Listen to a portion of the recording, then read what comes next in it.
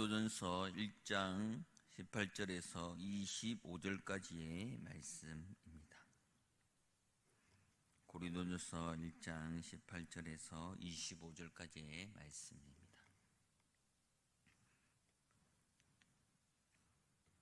다 같이 봉독하도록 하겠습니다. 18절입니다. 십자가의 도가 멸망하는 자들에게는 미련한 것이요 구원을 받는 우리에게는 하나님의 능력이라. 기록된 바 내가 지혜 있는 자들의 지혜를 멸시하고 총명한 자들의 총명을 폐하려 하였으니 지혜 있는 자가 어디 있느냐, 선비가 어디 있느냐, 이 세대의 변론가가 어디 있느냐. 하나님께서 이 세상의 지혜를 미련하게 하신 것이 아니냐. 하나님의 지혜에 있어서는 이 세상이 자기 지혜로 하나님을 알지 못하므로 하나님께서 전도에 미련한 것으로 믿는 자들을 구원하시기를 기뻐하셨도다. 유대인은 표적을 구하고 헬라인은 지혜를 찾으나 우리는 십자가에 못 박히신 그리스도를 전하며 유대인에게는 거리끼는 것이요 이방에게는 미련한 것이로되 오직 부르심을 받은 자들에게는 유대인이나 헬라인이나 그리스도는 하나님의 능력이요 하나님의 지혜니라. 하나님의 약하심이 사람보다 강하니이다. 아멘. 부르심이라는 제목으로 말씀을 나눠보기 원합니다. 부르심을 받았다라고 하는 것은 이 헬라어로 보면 클레토스라고 합니다. 이 부르심이라고 하는 뜻 외에 초대받다 또한 환영한다는 의미도 가지고 있습니다. 주인이 어떤 사람을 초대할 때 그 사람에 대한 환영하는 마음이 없다면 애초에 초대할 일이 없다라는 것입니다. 그 사람이 초대한다라는 것은 그 사람을 초대할 이유가 있고 또한 환영하고 좋아한다라는 것을 알 수가 있습니다. 그 사람에 대해서 기뻐하고 즐거워하기 때문에 초대하고 부름에 화답하는 것입니다. 이 부름이라는 것에는 목적이 다 있습니다. 그렇기 때문에 그 사람을 부르고 또한 그 사람을 초대하는 것에 대한 목적을 두고 또한 설레임을 두고 살아가게 되는 겁니다. 제가 중등부를 지금 교육하고 있는 가운데 그 아이들의 이름을 부르면 아이들이 하나같이 대답을 합니다. 어떻게 대답하냐면 네 목사님 부르셨습니까? 라고 하면 얼마나 좋겠습니까? 그런데 부르면 꼭 이렇게 얘기합니다. 왜요? 누구야 부르면 네 라고 얘기 안 하고 왜요? 라고. 왜요는 옛날 유머지만 왜요는 일본 이불이고 부르면 와야지 라고 얘기하지만 쭈뼛쭈뼛 하면서 오지 않습니다. 왜 아이들이 부르면 네 하고 오지 않고 왜요 라고 부를까? 이것은 여러 가지 환경에 문제가 있을 수도 있고 또한 부름을 받았다라는 것에 대한 두려움도 있을 것입니다. 누군가가 나를 부르면 혼나지 않을까라는 것이 제일 먼저 떠오르기 때문에 부르면 그 이유를 듣고 싶어 해서 왜요? 라고 하지 않을까? 아니 뭐 줄 것이 있다라고 얘기하면 입을 방긋 웃으면서 다가옵니다. 그렇지 않고 네 예배 때라고 얘기하면 멀리 도망가 버립니다. 이 부름에 대한 모든 것이 목적이 있습니다. 어떻습니까? 하나님께서 나의 이름을 불렀을 때 내가 뭐라고 대답하겠습니까? 하나님이 나의 이름을 부를 때 왜요? 라고 대답을 한다면 내가 하나님의 뜻대로 살지 못하는 것을 반증하는 것이 아니겠습니까? 숙제를 하지 못하면 학교에 가고 싶습니까? 가기 싫습니까? 이것은 표가 나더라고요. 갑자기 배가 아프다, 머리가 아프다 하며 학교를 못 가는 것처럼 아이들이 얘기하는 이유는 진짜 배가 아프고 머리 아픈 것이 아니라 숙제를 안 했든지 잘못을 한 것이 있기 때문에 그렇다는 거예요.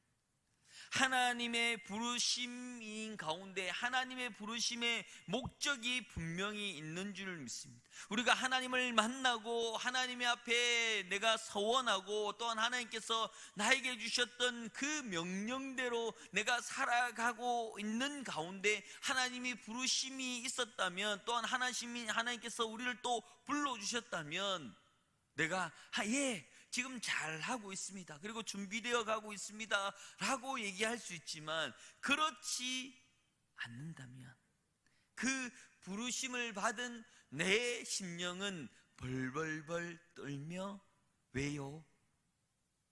라고 얘기하든지, 아니면 내일 이 시간에 나한테 와 라고 하는 순간 그때부터 머리가 핑핑핑 돌아가면서 내가 무엇을 잘못했는지, 또 왜 부르는지, 내가 아프다 할까 못 간다 할까 여러 가지 이유를 찾게 된다는 거예요.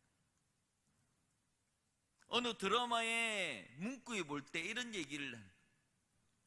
피할 것을 생각하면 변명을 생각하지만 헤쳐나갈 것을 생각한다면 방법을 찾는다는 겁니다. 하나님의 부르심을 받고 또한 하나님의 부르심을 듣고 내가 이 자리에 나오지만, 이 자리에 나오지 않을 때는 변명거리를 찾게 되는 것입니다. 하지만 이것을 뚫고 가야 되면 방법을 찾는다라는 겁니다. 제가 예배를 준비하기 위해서 집에 가서 옷을 갈아입고 딴 단장을 하면서 정장을 입고 딱 나오려고 할 때 날씨가 우르릉쾅쾅 하면서 비가 막 쏟아져 오는 겁니다. 그 순간 제게 드는 생각이 뭐냐면, 많이 오실까? 이렇게 비가 많이 오고 이렇게 우르르캉캉하며 번개가 치고 천둥 번개가 쳐오는 가운데 오실까? 내 같으면 유튜브 틀어서 집에서 볼 수도 있지 않을까라는 생각이 먼저 드는 겁니다. 말씀을 전해야 되는 저 또한도 그렇게 변명거리를 먼저 찾더라고요. 천둥이 칩니다, 번개가 칩니다, 비가 옵니다. 이렇게 안 좋은 환경인데 예배에 오지 않는다?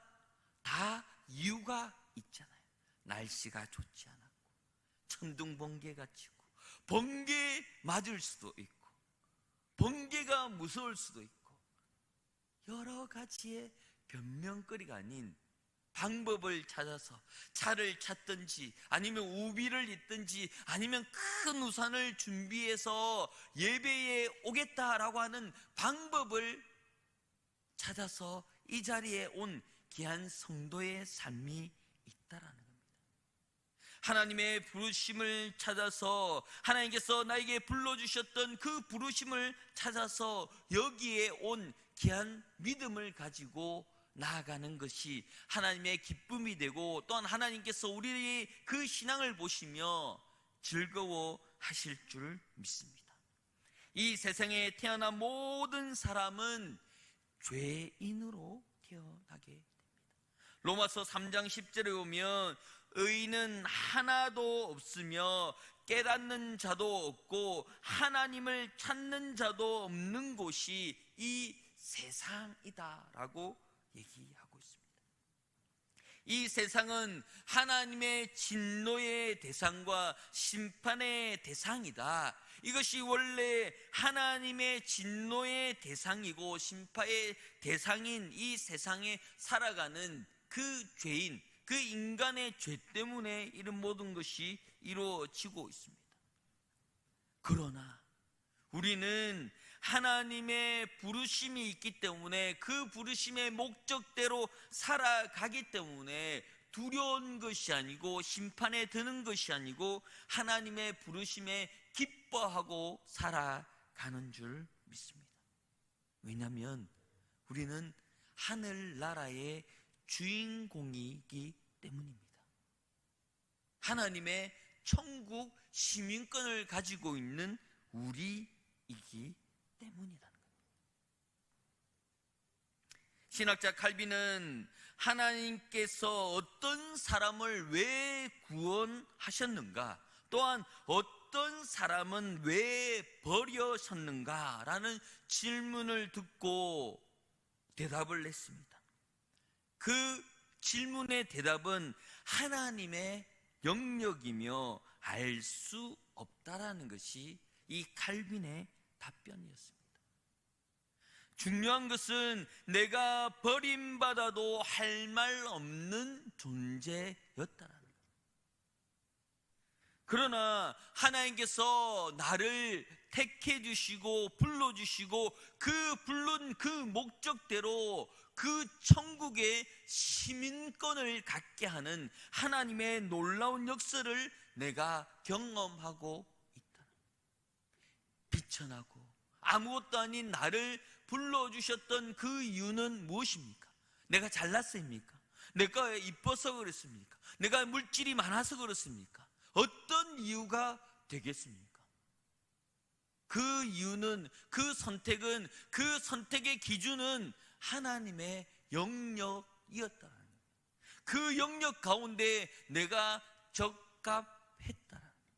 하나님께서 나를 보시고 그 당시에 내가 너무 이뻐 보이고 어여삐 보이기 때문에 불러주신 이유에 합당하게 살아가는 줄 믿습니다. 우리 24절을 한 번 더 읽어보도록 하겠습니다. 24절 다 같이 읽겠습니다.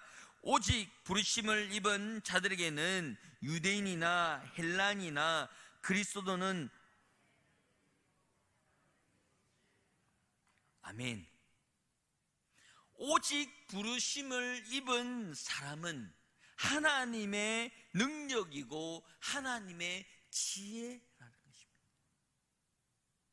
하나님의 능력 가운데 나를 불러주시고 나를 세워주셨던 그 목적 가운데 내가 서 있다. 본문에서 말씀하고 있는 하나님의 능력 또한 하나님의 지혜는 무엇일까? 사람으로 오신 하나님의 아들 그리스도의 하나님의 능력, 하나님의 지혜입니다.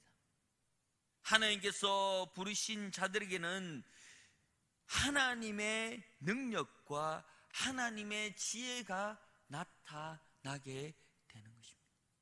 내 삶 가운데 나의 지혜가 아닌 하나님의 부르심에 입각한 사람은 하나님의 능력과 하나님의 지혜가 나타나는 것입니다. 이것이 십자가의 도는 미련한 것으로 나타나는 것입니다. 하나님께서 나를 부르셨다는 것은 하나님의 뜻으로 이루어졌고 오직 하나님의 의지에 따라 이루어진 일이라는 것입니다. 그렇기 때문에 우리가 고백할 수 있는 것이 하나님의 은혜입니다 라고 고백할 수밖에 없더라. 내가 이렇게 하니까 하나님 나를 불러주셨어. 내가 헌금을 많이 하니까 불러주시고, 내가 섬김을 잘하고, 내가 봉사를 잘하고, 내가 교사를 잘했기 때문에 하나님이 불러주셨어 라고 하는 정답은 없습니다. 오로지 하나님의 의지에 따라, 하나님의 그때의 기준에 따라 살아가는 것입니다. 하나님의 부르심의 목적이 무엇입니까? 하나님의 목적의 부르심은 각자가 다 다른 것입니다. 하나님께서 그 개인에게 불러주시고 만나주심을 통하여서 주셨던 그 목적은 우리가 아는 것이 아니라 내가 아는 것입니다. 그 목적을 잃어버리셨다면 다시 기억하고 다시 되새겨서 그 목적대로 달려가는 것입니다. 나를 세워주시고 이 땅에 있게끔, 이 자리에 있게끔 불러주신 그 이유가 무엇이냐는 겁니다. 나를 부르신 하나님이 지금도 하나님의 뜻대로, 하나님의 방법대로, 하나님의 의지대로 나를 이끌어 가심을 잊지 말고 가야 되는 것이 우리의 인생이고 또한 우리 성도의 삶인 줄 믿습니다. 부르심을 입은 사람은 부르심의 은혜를 쫓아가야 됩니다. 그 은혜를 떠나게 되면, 그 은혜를 멀리하게 되면 어떤 삶을 살아가게 되냐면 답답한 삶을 살아가게 됩니다. 어디로 갈지 모르고 무엇을 해야 될지 모르고 하나님의 부르심을 찾지 못하는 그 답답한 인생을 살아가게 됩니다. 그러면서 계속해서 내 입으로 얘기하는 것이 뭐냐면 답답하다. 내 인생이 풀리지 않아서 답답하고, 내가 하려고 하는 것이 풀리지 않아서 답답하고, 내 직장이 풀리지 않고, 내 사업터가 풀리지 않고, 내 가정이 풀리지 않아서 답답하다 라고 계속해서 되뇌입니다. 여기에 정답이 있죠. 답답하다. 뭡니까? 답답이라고 하는 이 단어에 답이 두 개 있잖아요. 그러니 이건지 저건지 헷갈리는 거야. 왜? 답이 두 개니까. 긴 게 답일까요? 진하게 적은 것이 답일까요? 연필을 굴러서 답입니까?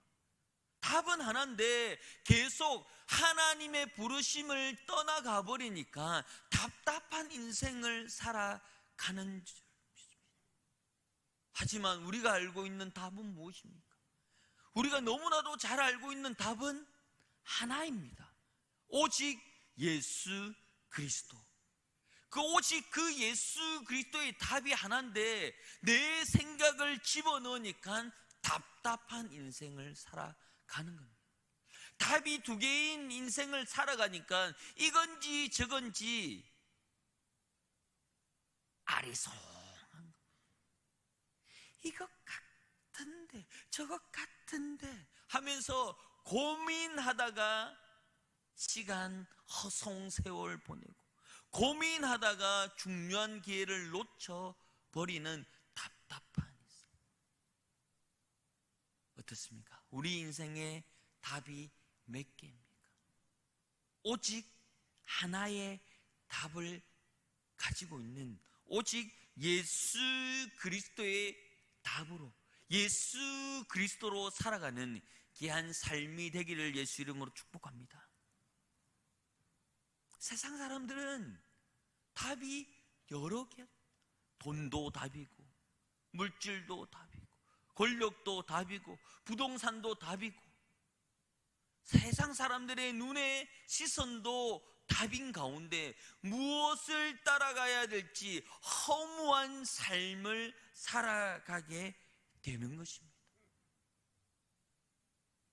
하지만 우리는 유일하신 하나님을 믿고 따라가기 때문에 힘들고 어려울수록 무엇을 합니까? 내가 힘들고 어렵고 답답할 때 내가 할 수 있는 것, 힘들다, 기도 한번 해보자 라고 하는 해결 방법이 있지 않습니까?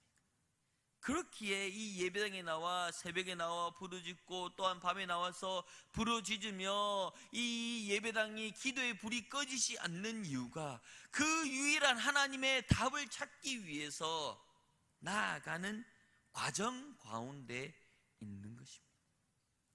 답답한 인생, 답이 두 개인 인생이 아닌 오로지 하나님을 향하여 나아가는 귀한 삶을 하나님께서 말씀하고 있습니다. 배로 비유한다면 그 배가 가야 되는, 또한 그 키를 잡고 있는 선장이신 예수 그리스도만 믿고 나아가게 된다면 그 소망의 항구로 인도하여 주시는 줄 믿습니다. 그분을 믿어야 되잖아요. 그분을 믿고 따라가야 되지 않습니다. 고등부가 지금 제주도에서 다시 교회로 복귀하고 있는 가운데 있습니다. 가기 전에 비가 많이 온다, 그래서 태풍이 올라온다, 그 태풍 5호가 독수리인데 큰일 났다 하며 별별 얘기들을 다 나눴습니다. 태풍 불면 배가 어디로 갈지 모르고 잘못하면 마라도 간다, 이런 얘기를 하다가 아침에 송 목사님께서 문자가 왔습니다. 도착했습니다. 제주도입니다.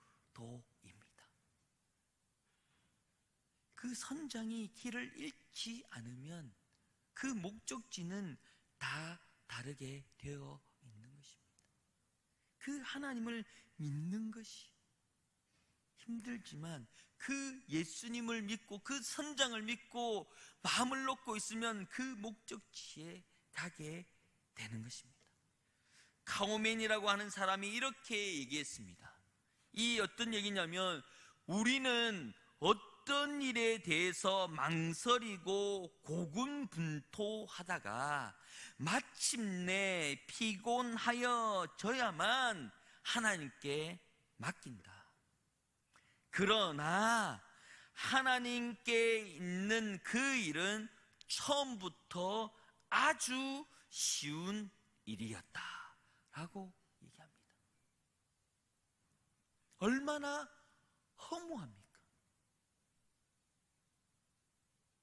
내가 이것이 최고다, 내가 해결해야 된다라고 자기의 모든 것을 쏟아부으며 자기가 해결하려고 했지만 결국에는 해결되지 않습니다. 하지만 이것이 하나님에게는 너무너무 쉬운 일이라는 거예요. 천재와 둔재를 구별하는 방법이 있다는 거예요. 손바닥을 보여주면서 손등에 손톱을 한번 보여달라라고 얘기하면 보통 사람들은 이렇게 손을 뒤집는다는 거예요. 그런데 천재는 손바닥을 보여주면서 손톱을 보여줘 얘기하면 이렇게 접는답니다. 허무하죠. 손등을 일반적으로는 손톱을 보여주면 손등을 뒤집는다는 거예요. 그런데 천재는 자 하면서 손을 접는다는 거예요. 생각해보면 아무것도 아닌데 이 방법이 있는데 늘 손등을 뒤집어서 보여. 집에 가서 한번 해보십시오. 남편에게 손톱 보자. 에휴, 이게 똑똑한. 하나님의 맡기면 내가 했던 이 모든 것이 허무하게 되는 겁니다.